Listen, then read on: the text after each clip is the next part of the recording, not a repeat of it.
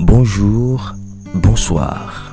Vous suivez Étudier Kousa avec Schneider. Durant la semaine, nous avons étudié une très belle leçon, la 8e leçon, la loi de l'Alliance. Aujourd'hui, c'est vendredi 21 mai 2021.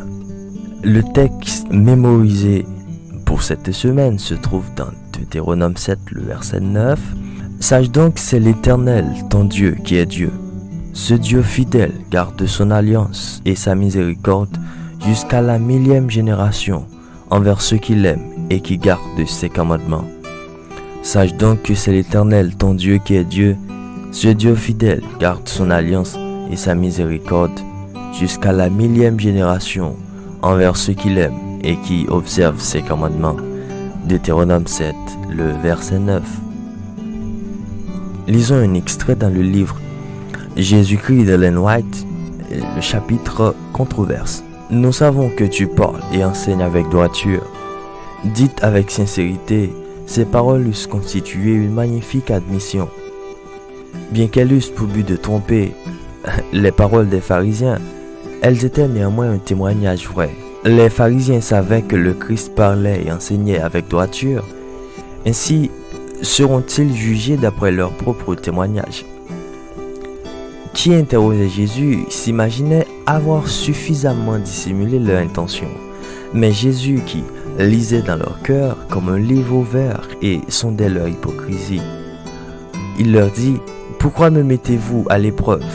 leur offrant un signe qu'il n'avait pas demandé, en montrant qu'il avait découvert leur dessein caché. Ils furent d'autant plus confus qu'il leur dit: « Montrez-moi la monnaie de l'impôt. » Et il lui présentait un denier. Il leur demanda: « De qui sont cette effigie et cette inscription ?»« De César, lui répondit-il. Alors leur montrant l'inscription, il leur dit: « Rendez donc à César ce qui est à César, et à Dieu ce qui est à Dieu. » Lisons un autre extrait dans le livre Patriarches et prophètes d'Ellen White, le chapitre La loi et les alliances.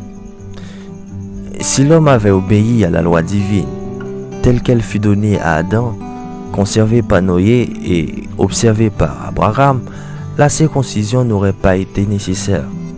Et si les descendants d'Abraham avaient gardé l'alliance dont la circoncision était le signe, ils n'auraient jamais été entraînés dans l'idolâtrie et la dure servitude égyptienne n'aurait pas eu lieu. La loi de Dieu, conservée dans leur mémoire, n'aurait pas été proclamée au Sinaï ni gravée sur la pierre. Enfin, si le peuple d'Israël avait observé les 10 commandements, les préceptes additionnels donnés à Moïse auraient été superflus. Comment Matthieu 22, les versets 34 à 40, nous aide-t-il à mieux comprendre la place et la signification de la loi de Dieu dans son alliance, le concept selon lequel l'alliance est synonyme de relation. Il faut d'abord que l'amour soit dans le cœur, avant qu'une personne puisse, dans la force et par la grâce du Christ, commencer à observer les préceptes de la loi de Dieu. Romains 8, les versets 3 et 4. L'obéissance sans amour est aussi impossible qu'elle est sans valeur. Mais là où l'amour est présent, la personne se met automatiquement en route pour ordonner sa vie en harmonie avec la volonté de Dieu, telle qu'elle est exprimée dans ses commandements.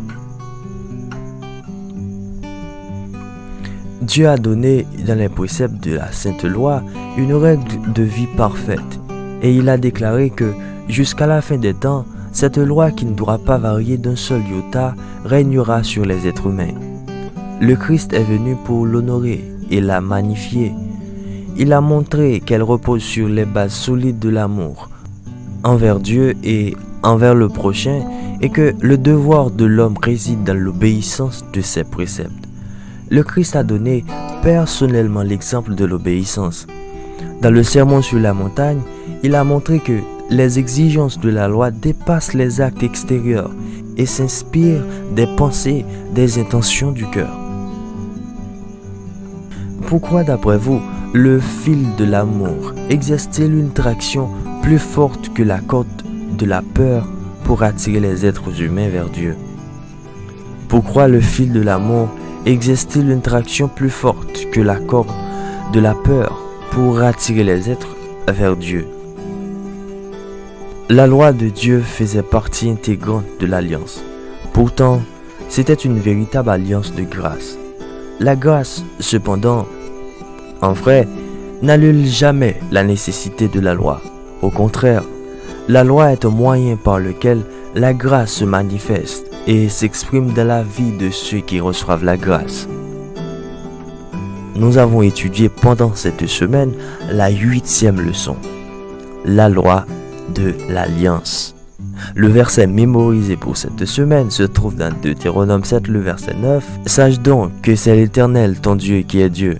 Ce Dieu fidèle garde son alliance et sa miséricorde jusqu'à la 1000e génération envers ceux qui l'aiment et qui observent ses commandements. Sache donc que c'est l'Éternel, ton Dieu, qui est Dieu. Ce Dieu fidèle garde son alliance et sa miséricorde jusqu'à la 1000e génération envers ceux qui l'aiment et qui observent ses commandements. » Deutéronome 7, le verset 9. Je vous souhaite une très bonne journée avec la grâce de Dieu. Veille le soir, veille toujours. Mon frère veille au matin, ma soeur le soir, tu veilles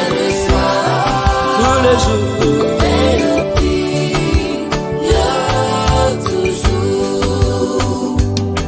La prière, mes frères, c'est la plus grande arme.